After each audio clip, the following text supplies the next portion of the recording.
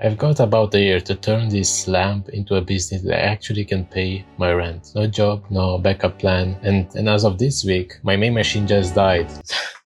I'm off to a great start. As a quick backstory, a couple of years ago I moved abroad, finalized my degree in architecture. I was having some hopes that I'm gonna get a high-paid job abroad, of course, like any immigrant. I got most of the way through a master's with semester interruptions to do a low-paid internships. Then I got back and finished my third semester. Then afterwards, I wanted to take one semester break to do another low-paid internship just to a bit more experience in the job market. But all I got back was some classic AI rejection letters. Some of them were looking the same and they were from different companies. And some of the firms never even bothered writing back. So my new plan on how to get employed in a new country is to make my own company and hire myself.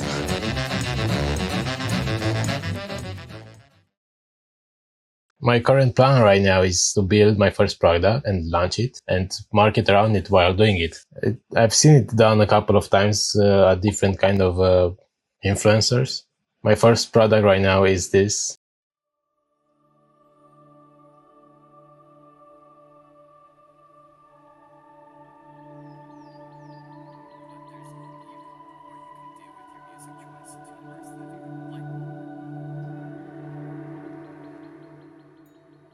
The philosophy behind this lamp was about making a system that reacts to music. I wanted the system to create a pattern of light and shadow driven by the intensity of the music.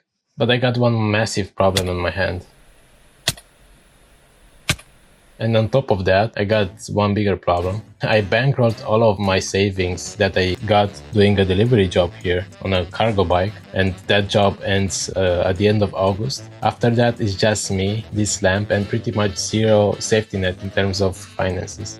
I already poured almost a year using some of my free time and around 10,000 euros that I got from this job into this business, basically buying machines. One of the printer was quite expensive at around 3,000 euros. And I don't have any use for it right now. I have to say that I didn't spend those money the most reasonably throughout, but I saw some potential for this business that I can take it in different areas since it's kind of part of my degree and I'm passionate about it. So since I invested so much, I got myself a deadline of 1 year to actually turn it around into a real business with real sales.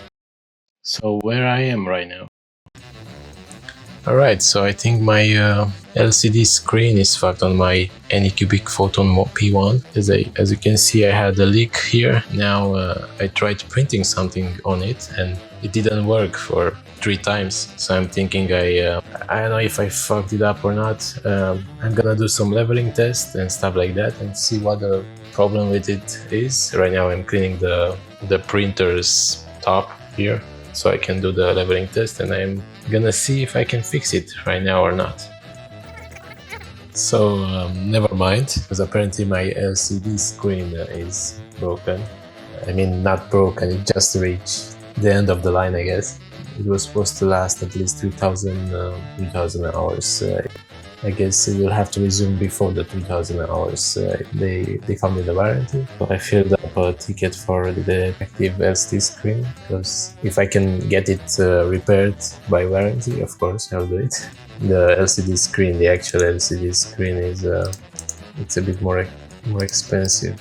Yeah, and since I'm from EU, it's even more expensive. But yeah, I'll try to get it by warranty. Until then. And since I can't use the resin print anymore, I am switching to my other one. I got one FDM printer, Snapmaker, and I got here some translucent filament, so I'm gonna try to make my remaining prototyping parts with it. Here I'm not gonna try to test the light effect it produces, I'm just gonna try to test the fitting. There were a lot of those parts where I was just printing them to actually test how they fit with tolerances. The problem with this one is that it can either collide both with the motor or with the outside lid. And it will be a bit of a hassle to actually increase any of those because it changes the design. Usually the prototyping process is the one that takes the most because it has a lot of back and forth. Actually, I printed a lot of little things. Let me show some of them. So here they are. I printed most of those because I was trying different fittings.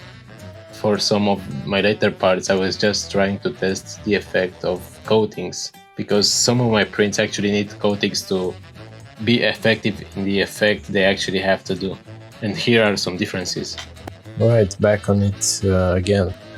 That the one that I'm trying to print is right between those two. Right between those two. This one is glazed. I think I applied clear coating on it, and overall clear coating is doing a good effect on it. This one, it's not, doesn't have anything because it didn't even fit inside the lamp. This one is also glazed, and it looks pretty good, but it didn't. The motor didn't fit inside here. So I think this one is the most interesting one in terms that I didn't use clear coat. I used resin on it, epoxy one.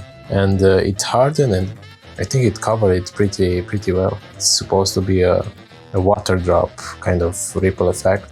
Turned out pretty well. This one, it's supposed to be basically some form of this one. It's the same kind of texture, just wrapped around, and yeah, you got this. And those ones are the same. You can see this one, it's a bit more shrinked because I used the scale on different axes to make it, so it's just a bit more shrink than this one, but I kind of like the effect overall. Let's see how it looks with professional streamer. Let's see. Usually people have a camera setup, but I don't have more than one camera, so we'll have to deal with this until I can buy stuff. I think I'm gonna put them side by side to see what's the difference exactly between those kinds of effects. I think this one it's better in terms of it definitely uses less material here. I don't know what thickness this is. I think it's a few millimeters. This one it's for sure 1 centimeter. Yeah, but about those both of them are not clear coated. This one it's supposed to be fire or something. I think I have to put this one to cure as well or something, or it's just a clear coating because this part is a bit sticky as well, and it's a bit more bendy than the other one. But yeah, I want to use on both of them. Like for this one I used epoxy. On this one I think I will go with epoxy as well.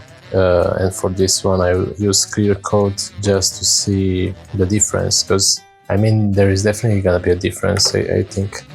And in spite of all of that, there is one thing which still bugs me: how to finish the surface. Right now I arrived at two surfaces that I'm testing. It's clear coat versus epoxy. Clear coat, it's easy because you can spray it all over around the printed layer. It is quite cheap. The price for it is quite similar to the one with the epoxy, unless you buy the epoxy in bulk. The positive part of clear coating is that on large surfaces you can just spray it. If you have an outside workshop or there is a space where you can spray it outside, it's usually pretty easy to finish any object you have with it because you can just spray it around. But with epoxy it's a bit more of a nightmare because you have to shower the object into epoxy basically. There is a lot of work, and I'm actually working everything in my studio with all my machines and stuff. So it's a bit complicated for me when I have to make such a mess. But I think I can work things around with it.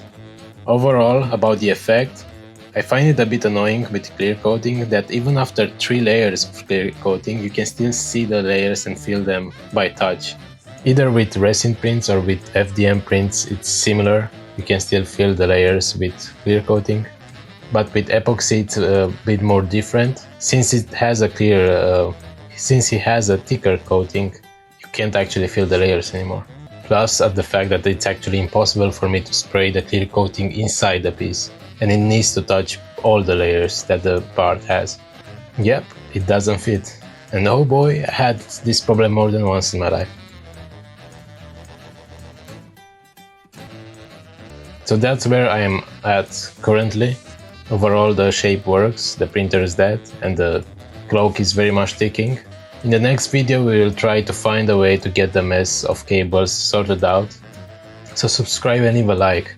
In the next one we are gonna try to make our own PCBs.